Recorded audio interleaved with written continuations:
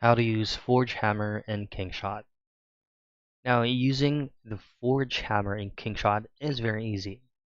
The only problem is at the very first start on playing the game, you must at least upgrade your town center into level 22 or level 20 so that you will also have access with the Forge Hammer.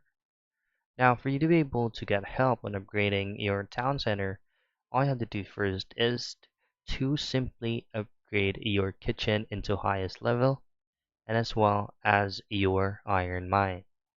So the reason why you have to upgrade these parts of the game first is because this will also help you provide XP and gain along the game.